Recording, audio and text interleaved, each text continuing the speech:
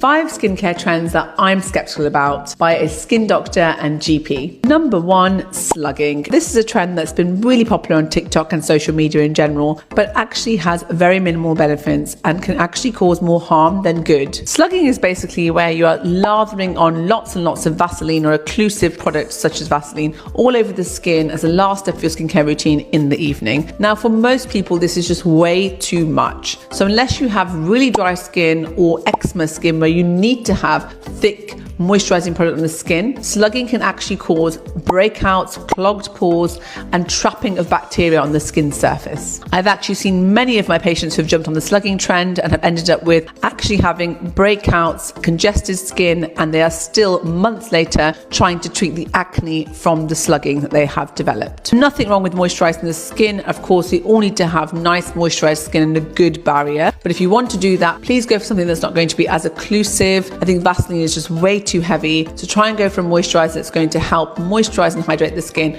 without clogging your pores. Number 2, using toothpaste on your spots. If you've got breakouts, toothpaste is probably not the right place to go. Most people will turn to toothpaste for a quick drying effect, which I can understand, and there are some antibacterial properties as you would imagine in toothpaste, but I don't think they're quite right for the skin. In fact, using toothpaste can lead to redness, irritation, and more harm than good for the skin. So if you do have spots, it's better to go for a targeted spot treatment. You can get loads of these over the counter, and they contain ingredients like benzoyl peroxide or salicylic acid, which target the spot, dry them out, and also help to kill bacteria. So in conclusion, I think we should leave toothpaste for the teeth. Number 3, at-home microneedling for your skin. Now, this is one that I see a lot of my clients doing. They buy a derma roller over the counter and they want to use it to stimulate collagen production, and that is the idea behind microneedling. However, using a microneedling device at home means that you cannot control exactly how deep the needles are going or exactly the level of trauma that you are causing. This can lead to skin irritation, hyperpigmentation, more scarring, and also breakout of bacteria and infections on the skin surface. Having said that, microneedling has some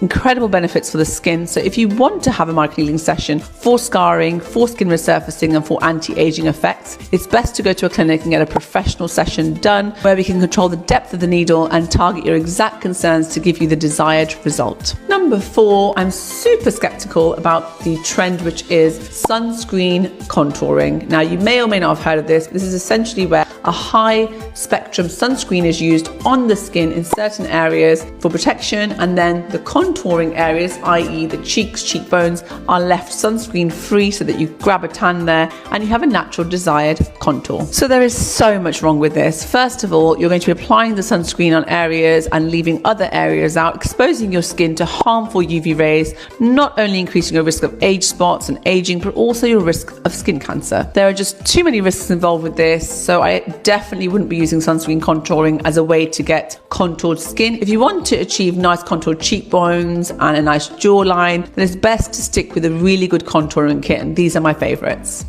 And number 5, do-it-yourself skincare is a big no-no from me. I'm super skeptical about using things that should be in the kitchen on your face. So things like lemon, lime, baking soda, coffee granules. No, no, no. Often these ingredients direct from the kitchen can cause more harm than good. They can irritate the skin, they can leave you with sensitivity and even adverse skin reactions. Keep your food in the kitchen and skincare ingredients in your skincare bottles, please. Preferably purchased with evidence-based medicine over the counter or from your skin doctor.